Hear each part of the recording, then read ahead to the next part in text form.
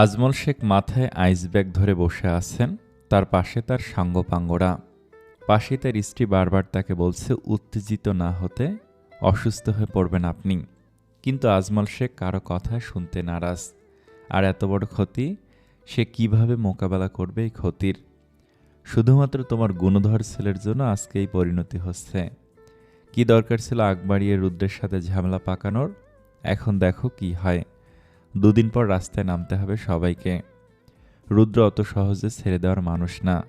ওর একটা গেলে ও আরেকজনে 10টা নিবে বলে আহাজারি করতে থাকে আজমল শেখ।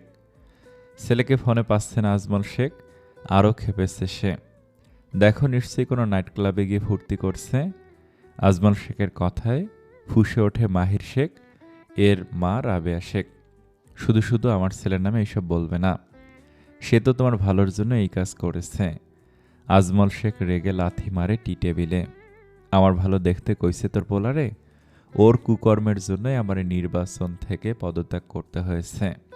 এ নিয়ে ওদের বাক বিতণ্ডা চলতে থাকে। আজমল শেখ তো তখনও জানত না কাল সকালে ওর জন্য কি অপেক্ষা করছে। রুদ্র বের হয়ে রাইসাকে কল ব্যাক করে। রাত তখন অনেক। রুদ্র ভেবেছিল কাল কল দিবে, কিন্তু কাল যদি আবার মাথা থেকে বেরিয়ে যায়, তাই কল করলো। রাইসা তখনও ফ্লোরে হাঁটু ভাঁজ করে বসা। নাওয়া খাওয়া সব বন্ধ হয়ে গেছে তার। বাবা মাকে নিয়ে দুশ্চিন্তা করছে, সেটা ওদের ব্যবহারই বুঝছে। কিন্তু সে কি করবে? কিছু করেই যে নিজেকে শান্ত করতে পারছে না। দিন দিন সে পাগল হয়ে যাচ্ছে। ইয়াসকে হারানোর ভয়টা তাকে ভেতর থেকে নিঃশেষ করে দিচ্ছে। রাইসার ভাবনার মাঝেই তার ফোন বেজে ওঠে। নিস্তব্ধ রাত। হঠাৎ করে ফোনের শব্দ হয়। কেঁপে ওঠে রাইসা। পরপর ফোন হাতে নেয়। রুদ্রের কল দেখে দ্রুত রিসিভ করে। কিরে, ঘুমাসনি এখনো? কয়টা বাজে রাত? রাইসা ভাঙা নিরেট গলায় বলে, ইয়াস স্যার কই দাদা ভাই? তুমি বলেছিলে ওনার কোনো ক্ষতি করবে না। ওয়াদা করেছিল আমার কাছে। রুদ্র কিছু বলে না রাইসার কথার প্রেক্ষিতে। রাইসা অনবরত বলতে থাকে, আমি তোমার কাছে রাকে ফিরিয়ে দিলাম, আর তুমি ইয়াসকে আমার থেকে কেড়ে নিলে। এমন কেন করলে আমার সাথে? রাইসা কান্নার জন্য কথা বলতে পারছে না। কিন্তু তার এই বুক ফাটা আর্তনাদ রুদ্রের মন গলাতে পারল না। রুদ্র কিছুই বলছে না। সে কি বেঁচে আছে নাকি মেরে ফেলেছ? গলার স্বর আটকে আসছিল রাইসার, তবু সে প্রশ্নটা করল। রুদ্র এতক্ষণ শান্ত স্থবিরভাবে রাইসার অভিযোগগুলো শুনছিল। শাহেদের কাছে জিজ্ঞেস করে নিস কোন হাসপাতালে ভর্তি আছে। রুদ্রের কথায় রাইসার চোখ বন্ধ করে নেয়। চোখের কার্নিশ বেয়ে জল গড়িয়ে পড়ে তার মুহূর্তেই। না, মরে যায়নি, বেঁচে আছে সে।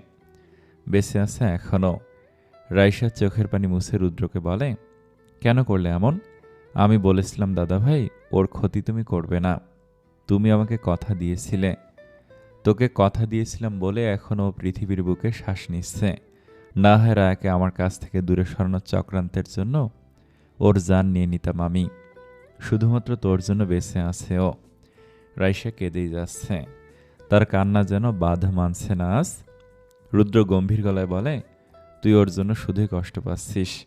এই কষ্টের দামও দিবে না। ভুল জায়গায় আশা রাখছিস। নিজের জীবনটা এভাবে নষ্ট করিস না। ইয়াসের তোর জন্য অনুভূতি তো রাখ, সামান্যতম রেসপেক্টও নেই। ও সব কিছুতেই তোকেই দোষারোপ করছিল। ওর সাথে কখনো তুই সুখী হতে পারবি না। আবেগে জীবন চলে না, বাস্তবতা মানতে শেখ। রাইসা তেতে উঠে বলে, ঠিক এমনটাই তো রায়ের ক্ষেত্রে প্রযোজ্য, তাই না দাদা ভাই? রায় তো পছন্দ করে না তোমাকে। তুমি ওকে। আমি ইয়াস না, আমি রুদ্র।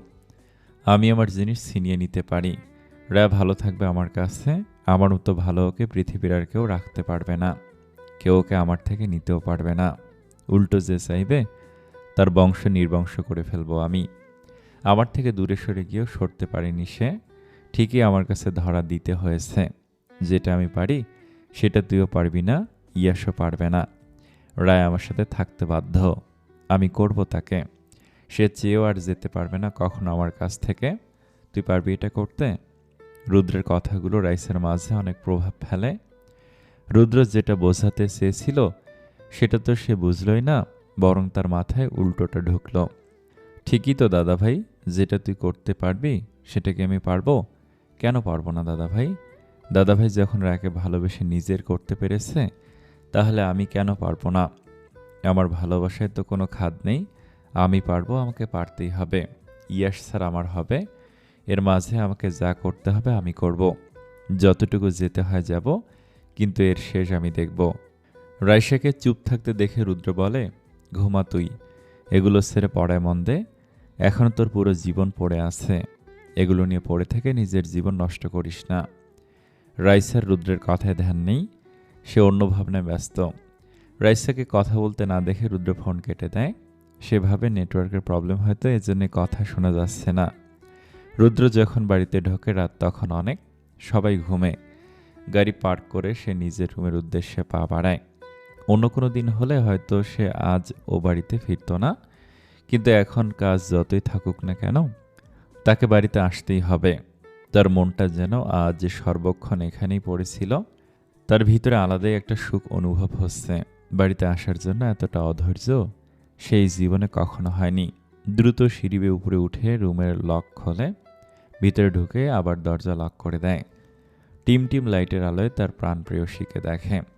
রুদ্র কয়েক পল এভাবেই দেখতে থাকে তার বউকে। এগিয়ে যায় বিছানার কাছে। এলোমেলো হয়ে মাঝখানে শুয়ে আছে, গুটিসুটি মেরে সে গুছিয়ে শুয়ে দিল। আর এখন গায়ে কমফোর্টারটাও নেই, কিন্তু দেখতে কি স্নিগ্ধ লাগছে। এই মেয়ে যে দিন দিন আরো সুন্দর হচ্ছে, কিন্তু এত ছোট লাগে কেন? কেউ কি বলবে রুদ্রের বউ?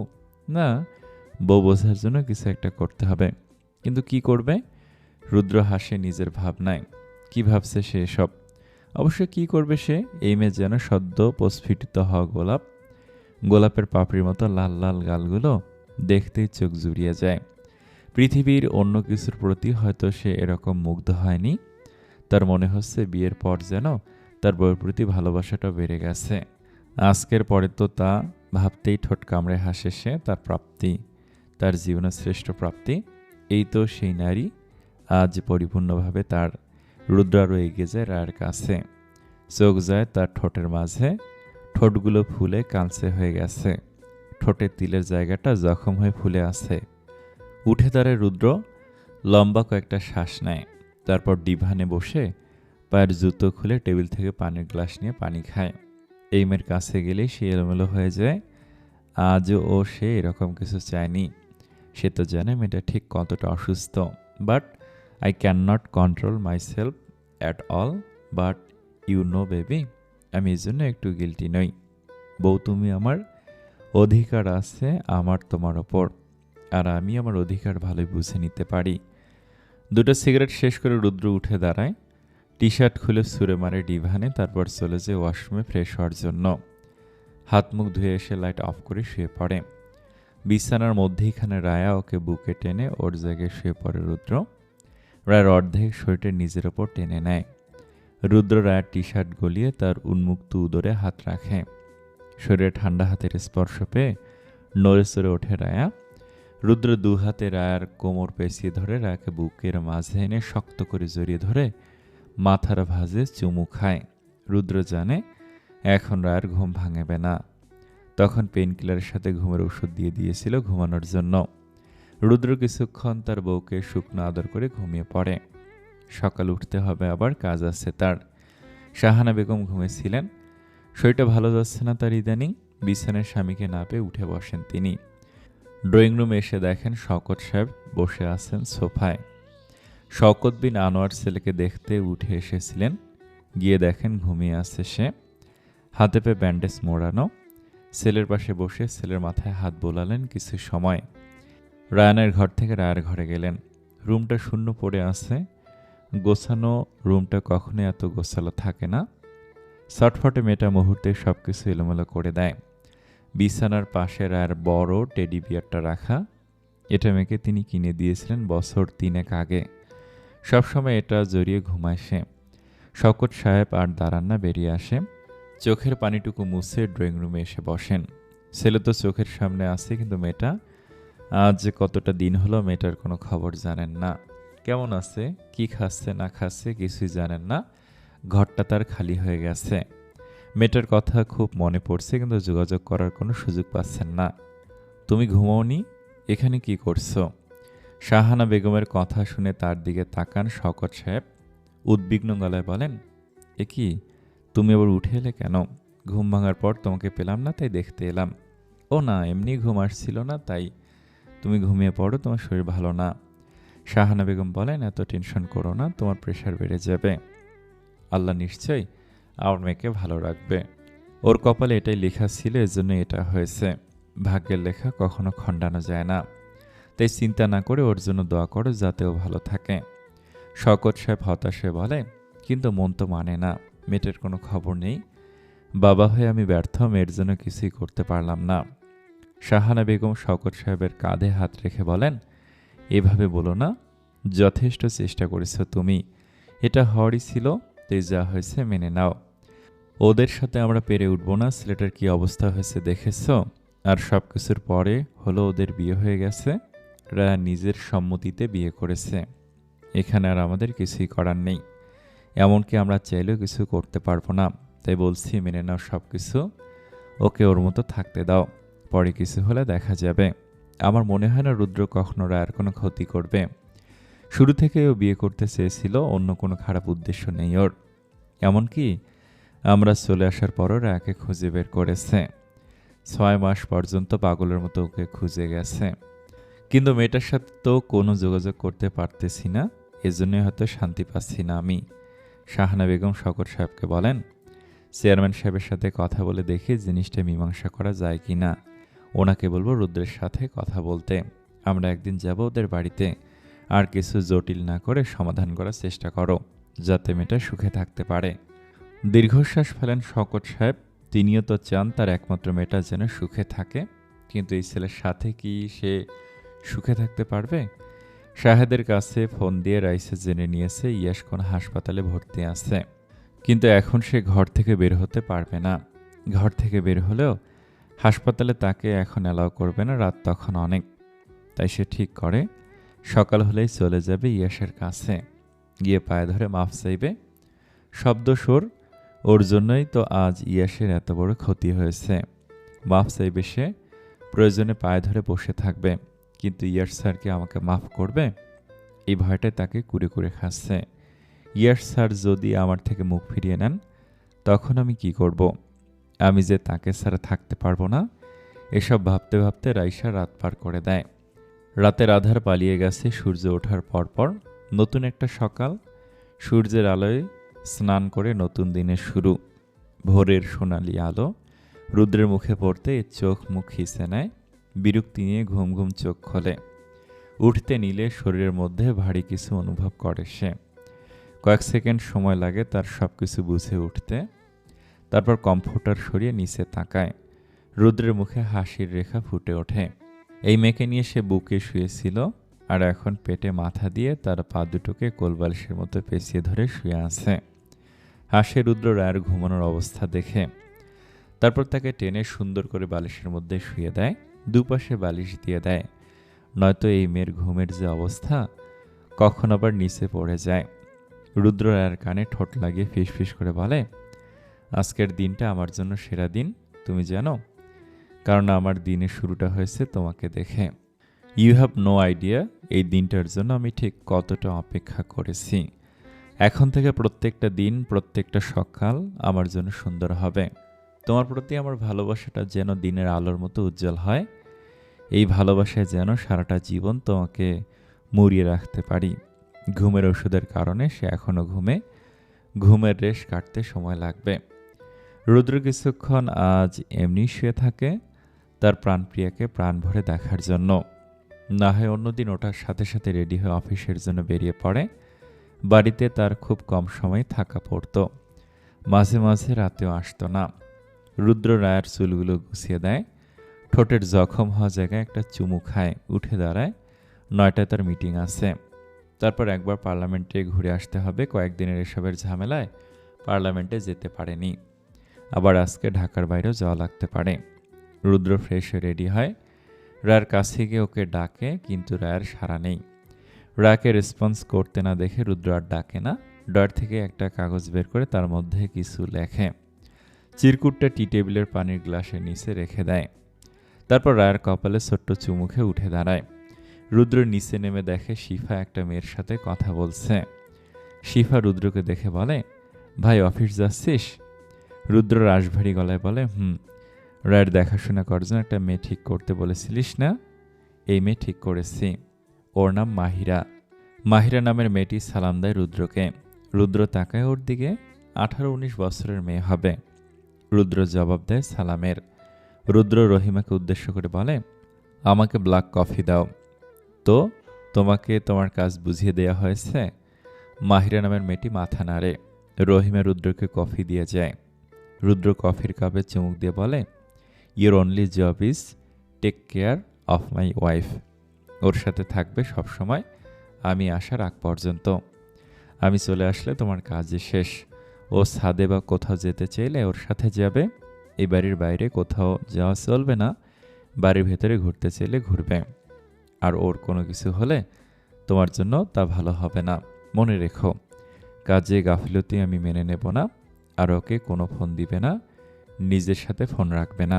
এই কথাগুলো যেন আমাকে আর বলতে না হয়, মাথায় গেঁথে রাখো। স্যালারি কত ঠিক করেছে দিদি তোমার? মাহিরা নত মস্তিষ্কে জবাব দেয়, 15,000। রুদ্র বসা থেকে উঠে যায়, হাতের ফোন পকেটে রেখে বলে, 40,000 পাবে। কিন্তু যা যা বলা হয়েছে তা মাথায় রাখবে। ও এখন ঘুমে, যে কোনো সময় উঠে যাবে। ওকে টাইম মতো খাবার দিবে, না খেলে আমাকে জানাবে। এখানে টেলিফোন আছে, ওকে? এত টাকা শুনে মাহিরার চোখ চিকচিক করে ওঠে। তড়িঘড়ি জবাব দেয়, স্যার আপনি চিন্তা করবেন না, আমি সবসময় স্যার মতো ম্যাডামের সাথে থাকবো। আর আমার ফোন নাইগা, আপনি চিন্তা করবেন না। মাহিরের সাথে কথা শেষ করে রুদ্র বেরিয়ে যায় অফিসের উদ্দেশ্যে। সকাল 8:29। রাইসা একটা সাদা রঙের 2 পিস পরেছে, গলায় একটা স্কার্ফ পেঁচিয়ে রেখেছে। সাদা রঙটা ইয়াসের পছন্দ। ইয়াস স্যারকে সে বেশিরভাগ সময় সাদা পরতে দেখে। রাইসা রেডি হয়ে বেরিয়ে পড়ে।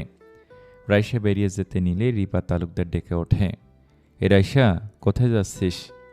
রাইসা এই ভয়টাই পাচ্ছিল। কোনো রকম বলে, কলেজে। রিপা তালুকদার ভুরুকুসকে বলে, আজ না বন্ধ? তোদের কলেজ না কিসের এক্সাম চলছে? রাইসা বলে, না, নোটিশ এসেছে, যেতে হবে আজ, তাই তো যাচ্ছি। রিপা তালুকদার আর কথা বাড়ায় না, মেয়েকে উদ্দেশ্য করে বলেন, তাড়াতাড়ি আসতে। হাসপাতালের কেবিনে শুয়ে আছে ইয়াস। আগে থেকে কিছুটা সুস্থ সে।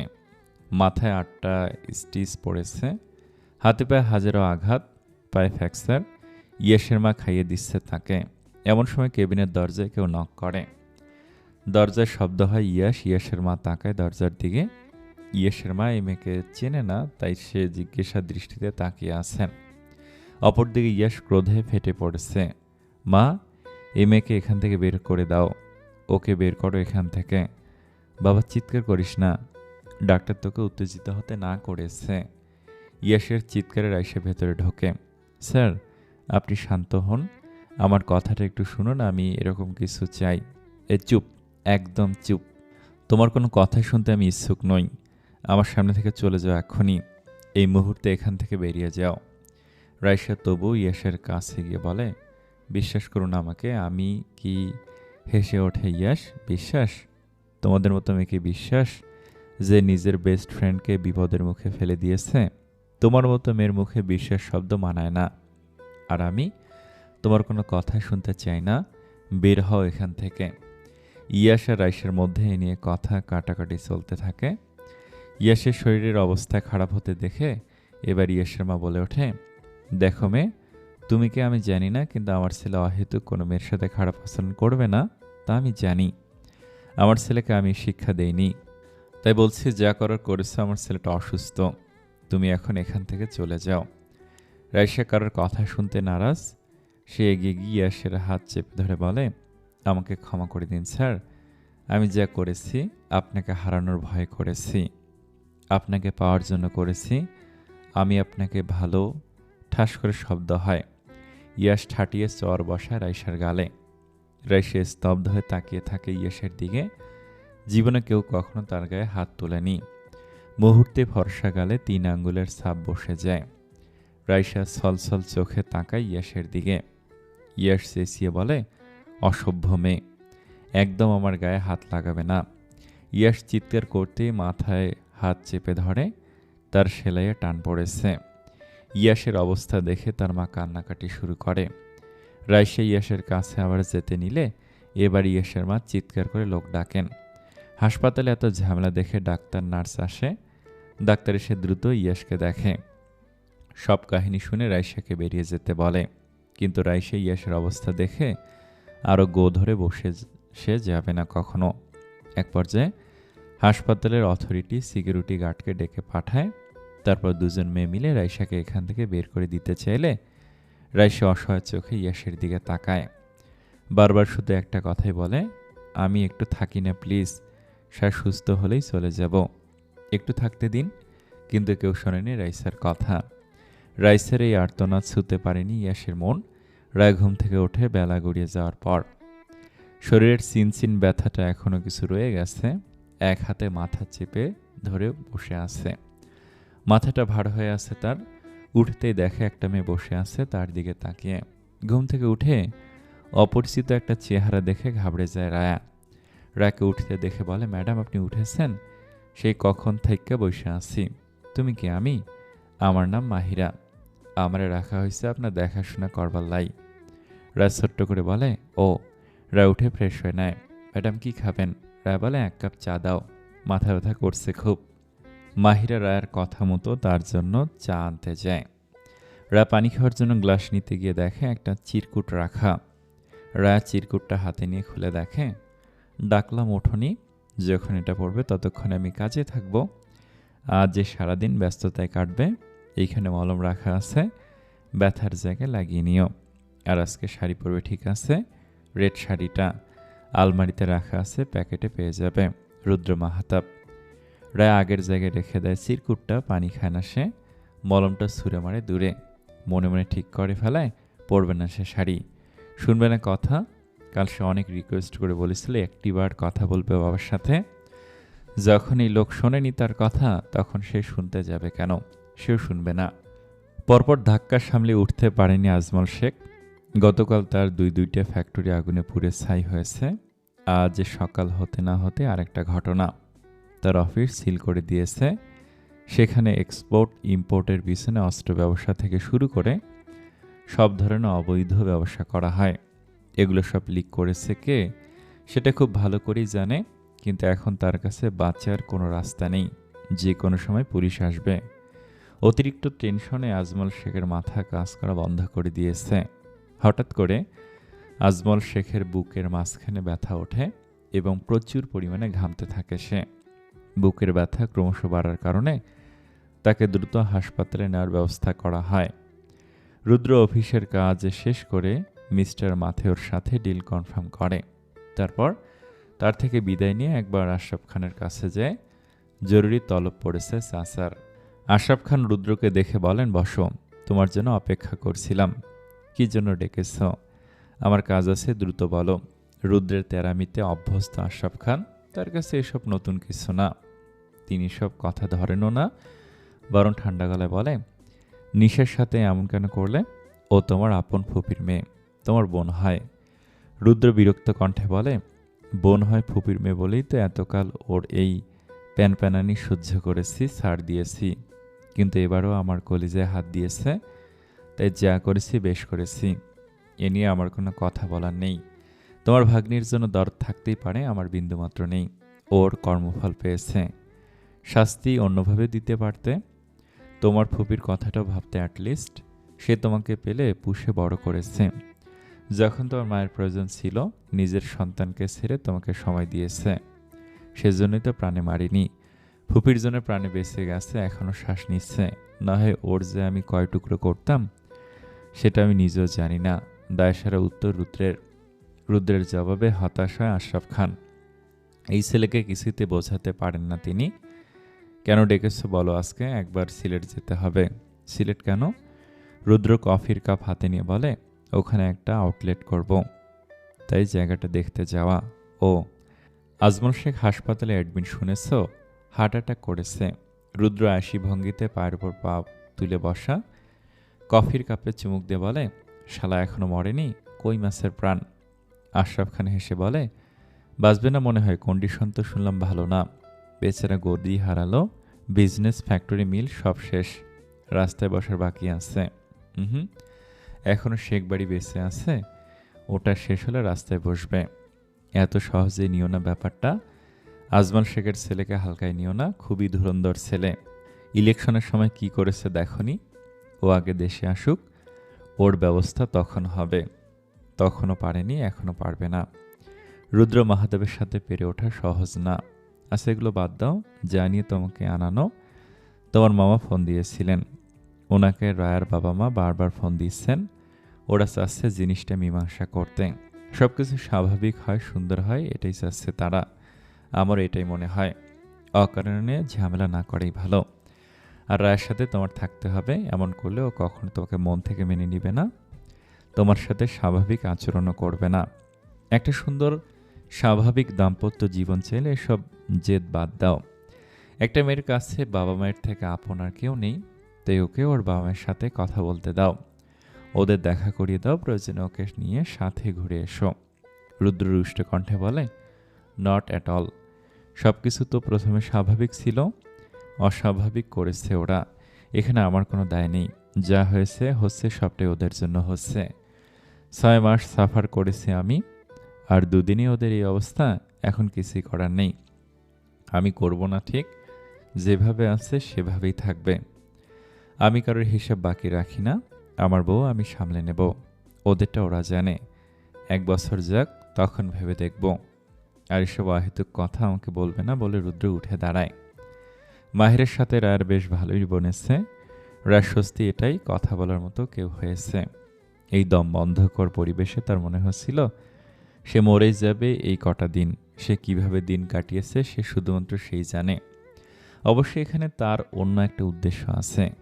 রাজ চাইছে মাহিরাকে কোনোভাবে পটিয়ে একটা মোবাইলের ব্যবস্থা করতে, যাতে সে তার বাবা মায়ের সাথে যোগাযোগ করতে পারে। এজন্যই মাহিরার সাথে ভাব জমাচ্ছে সে।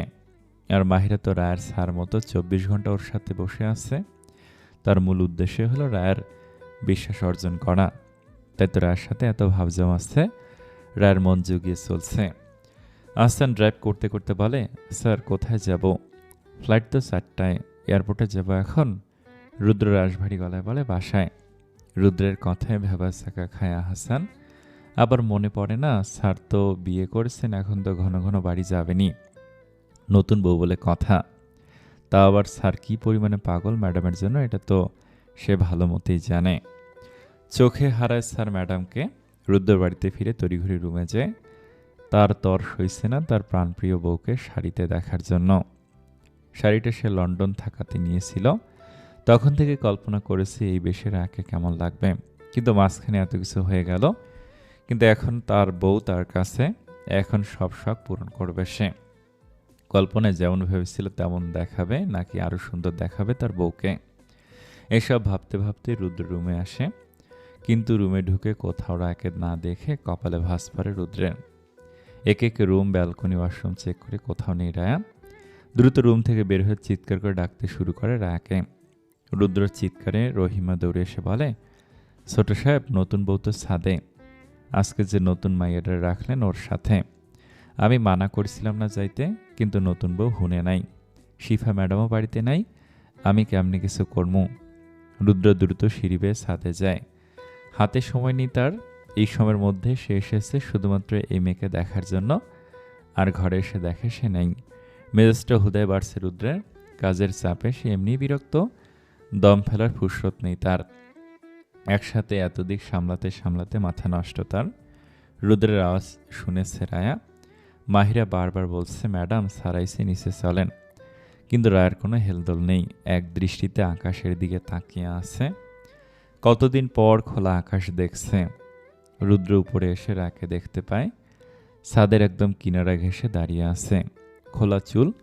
কিন্তু রুদ্রের রাগ উঠে তখন যখন দেখে রায়া তার কথা শোনেনি, শাড়ি পরেনি সে। রুদ্র রায়ের কাছে গিয়ে তার হাত চেপে ধরে। রায় পেছন ফিরে তাকায়। মাহিরা বলে, স্যার আমি কইছি। রুদ্র হাত উঁচিয়ে থামিয়ে দেয় তাকে। মাহিরা চুপ করে যায়। রুদ্র কিছু না বলে রায়ের হাত ধরে টেনে রুমে নিয়ে আসে। রুম এসে রায়ের হাত ছেড়ে দেয়, এক হাতে দরজা লক করে। তারপর ডিভানে বসে। তোমাকে আমি কি বলেছিলাম? রায়া জবাব দেয় না। রুদ্র আবার জিজ্ঞেস করে, শাড়ি পরনি কেন? রায়া তখনও নিশ্চুপ। রুদ্র চোখ বন্ধ করে আঙুল দিয়ে মাথার এক পাশ চেপে ধরে আছে। এর একমাত্র উদ্দেশ্য নিজেকে শান্ত রাখা। রায় রুদ্রকে সাইড কাটিয়ে সামনে থেকে চলে যাবে। রুদ্র চোখ খোলে, গম্ভীর গলায় বলে, দাঁড়াও, কিছু জিজ্ঞেস করেছি আমি। শাড়ি পরতে বলেছিলাম না, কেন পরনি? রায় রুদ্রের মতো একই সুরে জবাব দেয়, আমার ইচ্ছে হয়নি তাই পড়িনি। ও, তার মানে চিরকুট পড়েছ, তারপর ইচ্ছে করে পরনি। রায় কিছু বলে না। রুদ্র অতি ঠান্ডা স্বরে বলে, যাও এখন পড়ে আসো। কিন্তু রায় তখনও ঠায় দাঁড়িয়ে আছে, তার কোনো নড়চড় নেই। এর মানে এটাই সে রুদ্রের কথা মানবে না। রুদ্র দুহাত মুষ্টিবদ্ধ করে নেয়, রাগ নিয়ন্ত্রণ করার চেষ্টা করছে। রুদ্র নিজে অবাক হচ্ছে তার ধৈর্য দেখে। সে তারপরে ক্লোজেট থেকে লাল রঙের শাড়িটা বের করে রার হাত উঁচিয়ে তার হাতে ধরিয়ে দেয়। আর একটা কথাও না বলে, যাও পড়ে আসো, গো, খানিকটা চেঁচিয়ে বলে রুদ্র। রা তার হাতের মাঝে থাকা শাড়িটা ছুঁড়ে ফেলে নিচে। রুদ্রের থেকেও জোরে চিৎকার করে বলে, বলেছি না শাড়ি পরবো না আমি। তারপরও কে? রুদ্র ঠাস করে এক থাপ্পড় বসায় রায়ার বাম গালে। এত জোরে থাপ্পড় খেয়ে রায়ের মাথা ঘুরে ওঠে। গালে এক হাত দিয়ে পিছে সরে যেতে নিলে রুদ্র রায়ের বাহু চেপে ধরে বাসখাই গলায় চিৎকার করে বলে, গলা শাসি টেনে ছিঁড়ে ফেলবো বেয়াদব কোথাকার। কার সাথে গলা উঁচিয়ে কথা বলিস তুই? কাকে তেজ দেখাস তুই? এখনো তেজ কমে না, তাই না? এখনো তেজ কমে না তোর? আমার ধৈর্যের পরীক্ষা নিচ্ছিস তুই?